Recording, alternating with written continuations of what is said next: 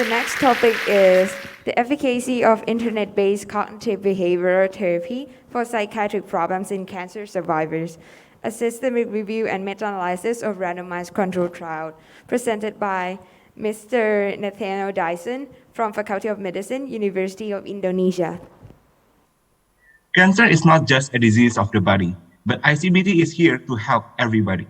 Good morning, honorable judges. My name is Nathan, and I am going to present my paper titled The Efficacy of Internet-Based Cognitive Behavioral Therapy for Psychiatric Problems in Cancer Survivors, a systematic review and meta-analysis of randomized controlled trials.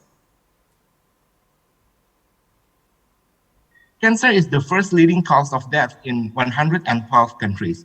Each year, it causes 10 millions of deaths and 19.3 millions of new cases, and this number is rapidly increasing each year. Despite advancement in detection and treatment, cancer is still associated with aggressive medical treatment, poor prognosis, decreasing quality of life, and high mortality rate. And because of this, the incidence of psychiatric problems like depression and anxiety is increasing and is very high, about 12 to 30% higher than the general population, which worsens during this COVID-19 pandemic. The recent gold standard therapy for psychological treatment is cognitive behavioral therapy, or CBT. And despite its efficacy, access to CBT is still limited to the number of professional therapists, cost and time constraints, mobility restriction, and the ongoing social distancing during COVID-19 pandemic.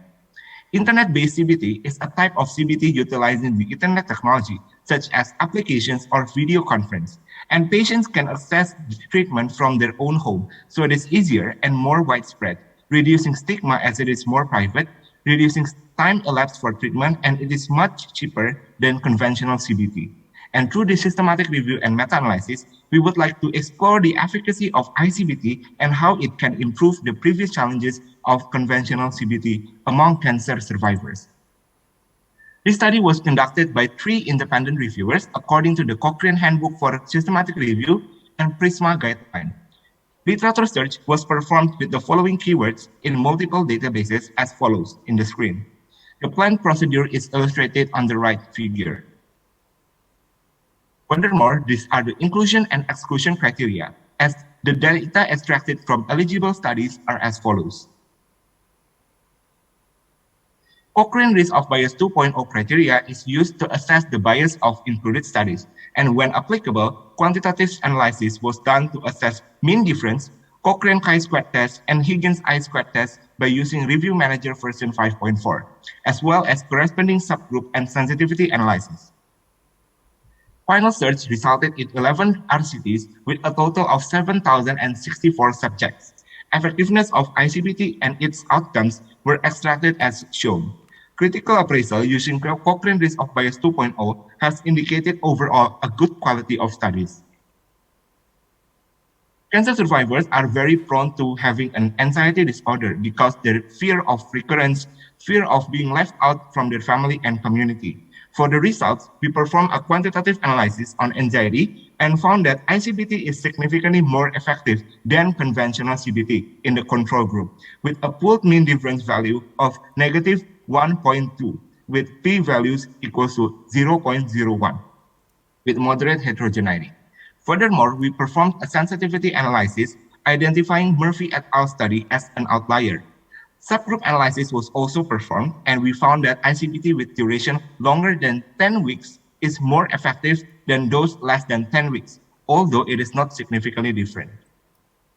Similar to anxiety, cancer survivors are also found to be susceptible to depression because they often feel lonely at home and not gaining adequate attention and care from their family. ICBT has also been proved to be effective with pooled mean difference of negative 0.99. Moderate heterogeneity has been found. With sensitivity analysis, identify Murphy et al. Study as an outlier. Subgroup analysis shows that longer duration of treatment is also more effective compared to shorter duration, but the difference again is not significant. Finally, the quality of life is an important indicator for successful treatment by CBT, as psychiatric problems often limit a patient's ability to enjoy their life.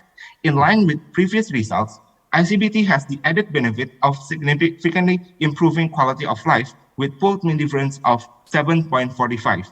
Sensitivity analysis again reveals Murphy et al. Study as an outlier, with its removal resulting in negligible heterogeneity. Interestingly, subgroup analysis shows that shorter treatment is more effective, but the difference again is not significant. In addition, ICBT can also improve the overall quality of sleep, reduce the fatigue, and increase daily living activity, including physical exercise. And finally, patients are also eating better and healthier.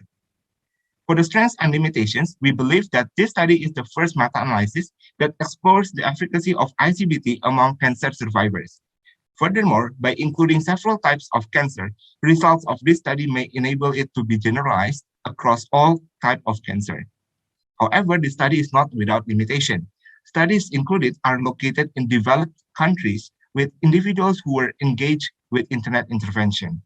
Moreover, studies with language other than English were not included to the author's capability.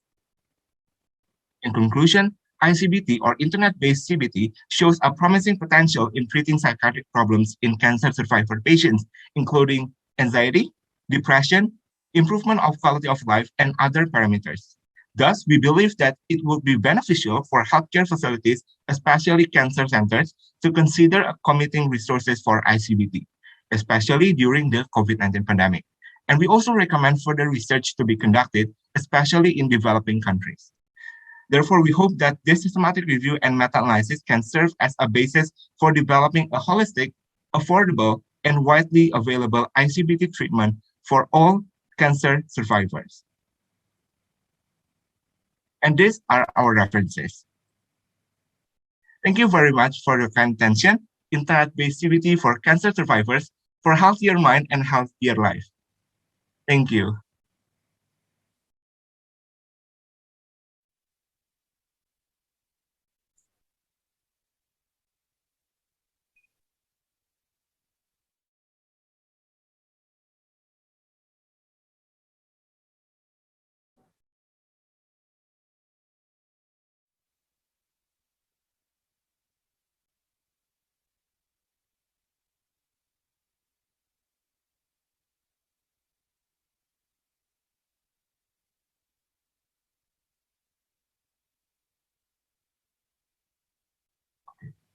Okay, thank you very much for the questions. So for depression and anxiety, first for the depression, we use the hospital anxiety and depression scale and also Beck's depression inventory too. And for the anxiety, we also use the hospital anxiety depression score, which we use the anxiety part of or the anxiety section. And for the quality of life, we use the psychological distress scale or BSI 18. So can you repeat the second question? You use HATS, right? When you use depression, you use HATS score, yeah. And is minus 1.2 clinical important? Okay, thank you very much. So yes, it is clinically significant because we compare the difference between internet-based CBT and also cognitive behavioral CBT or the conventional treatment alone. So in our meta-analysis, we found out that the significance or the p-value is less than 0.01, which means that when we use ICBT, it is much significant than the conventional CBT. I guess that means statistically significant. Yes. Thank you. Yes, it is. Thank you very much. Okay, so switching to our online judges, please. So it's a very nice presentation. So I have two questions for you. So the first one is, did you assess the publication bias in your study? Okay.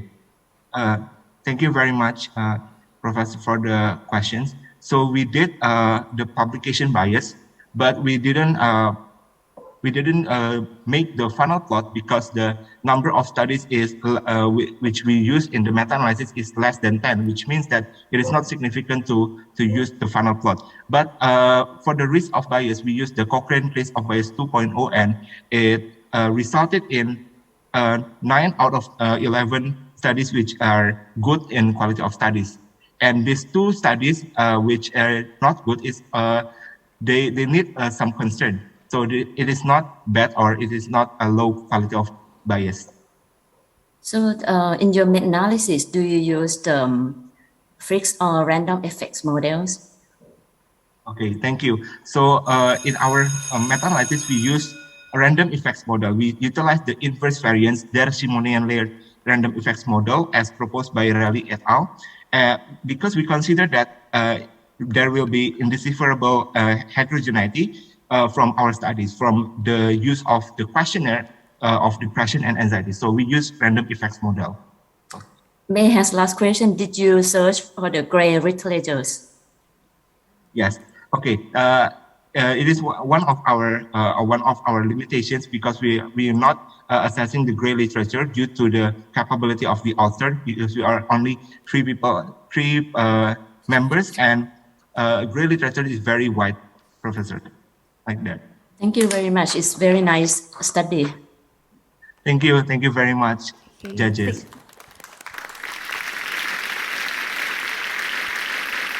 So moving on to our last topic.